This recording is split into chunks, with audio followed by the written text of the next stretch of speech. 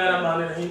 आज का जो हमारा टॉपिक है उसका नाम है पाइथागोरस थ्योरम, जो कि आप छोटी क्लासेस में पढ़ते आए हैं, जिसको उर्दू में मसला फिसागोरस कहते हैं। और इसके बारे में आप बहुत बेहतरीन तरीके से जानते हैं कि जो पाइथागोरस थ्योरम है या मसला फिसागोरस है, ये आप हमेशा से जो है वो राइट एंगल ट्राइंगल पे यूज़ करते आए हैं, ठीक है।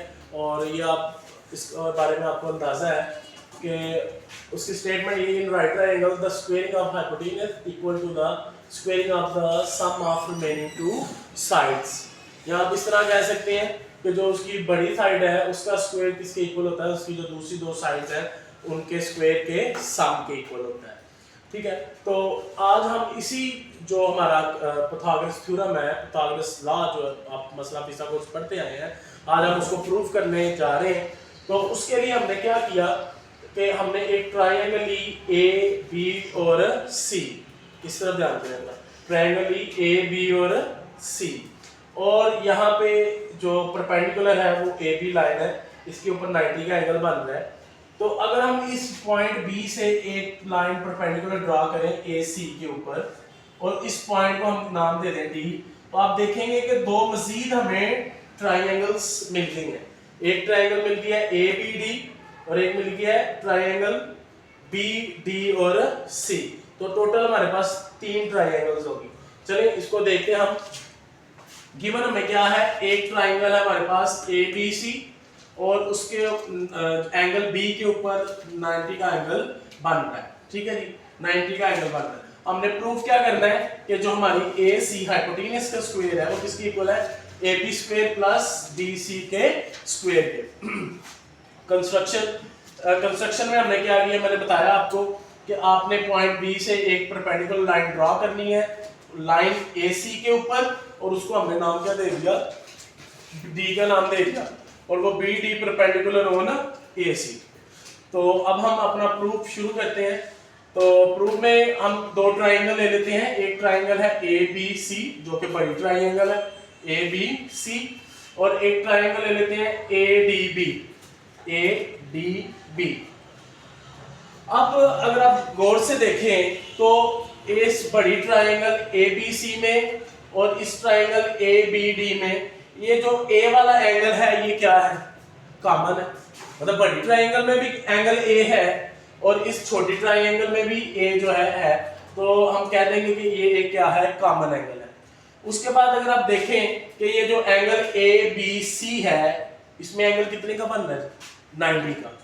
और इधर भी देख लें ए डी बी जो एंगल है ये वाला, ये भी कितने का बन रहा है, 90 का। तो इसका मतलब एक एंगल कॉमन है, दूसरा एंगल जो है वो भी इनका 90 का है।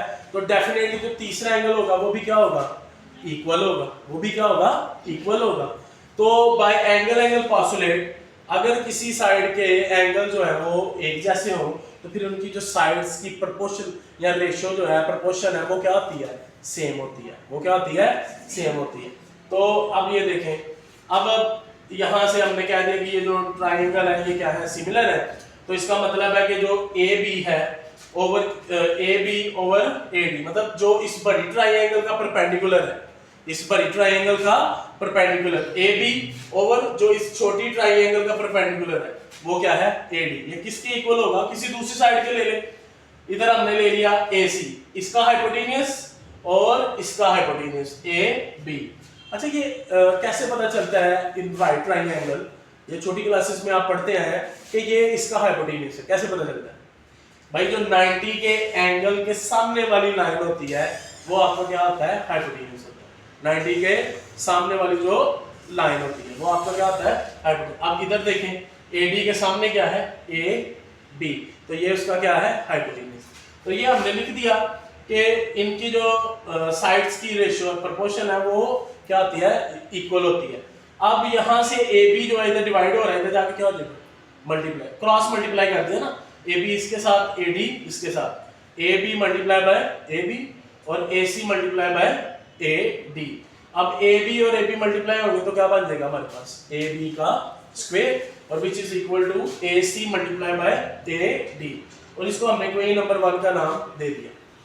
सिमिलरली अब हम एक और ट्राइंगल लेते हैं ABC के साथ। एक ट्राइंगल ए बी सी ले लिया हमने और एक ट्राइंगल ले लिया हमने, तो तीसरी ट्राइंगल बनाई थी बी डी सी। अब यहां पे देखें कि इसमें भी एंगल सी बन रहा है और बड़ी ट्राइंगल में भी एंगल क्या बन रहा है, सी। तो इसका मतलब ये हुआ कि जो एंगल सी है वो दोनों में क्या है, कॉमन है, दोनों में क्या है, कॉमन है। और इसमें भी ए बी सी एक एंगल 90 का बन रहा है और इसमें भी एंगल जो बी डी सी है ये वाला, ये भी कितने का बन रहा है, 90 का। तो इसका मतलब दोनों में एंगल 90 का भी है और एक एंगल जो एंगल सी है वो क्या है, कॉमन है। एंगल सी जो है वो क्या है, कॉमन है, कॉमन एंगल है। और एंगल ए बी सी और एंगल बी डी सी कितने का है, 90 का। तो इसका मतलब इसका तीसरा एंगल भी क्या होगा, सेम होगा। तो बाय एंगल एंगल पोस्टुलेट ये जो दोनों ट्राइंगल्स हैं ये क्या होंगी, कॉन्ग्रुएंट होंगी। अगर कॉन्ग्रुएंट होंगी तो फिर इनकी जो साइड्स की रेशियो है वो आपके सामने है, BC ओवर DC और AC ओवर BC। अगर आप चाहते हैं मतलब देखें इस बड़ी ट्राइंगल की जो बेस है वो क्या है, BC है और इसकी बेस क्या है, DC, BC ओवर DC।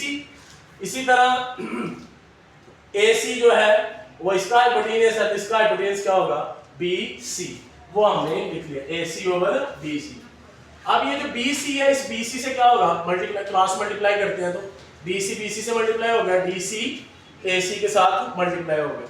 तो BC BC से मल्टीप्लाई होगा तो आपके पास क्या आ जाएगा, BC का स्क्वायर। इसको इक्वेशन नंबर 2 का नाम दे दिया। अब क्या करते हैं, इक्वेशन 1 और इक्वेशन 2 को ऐड कर देते हैं। तो इस साइड पे आ जाएगा AB का स्क्वायर प्लस BC का स्क्वायर इक्वल टू जो इनकी राइट साइड्स हैं AC multiply by AD plus AC multiply bye DC।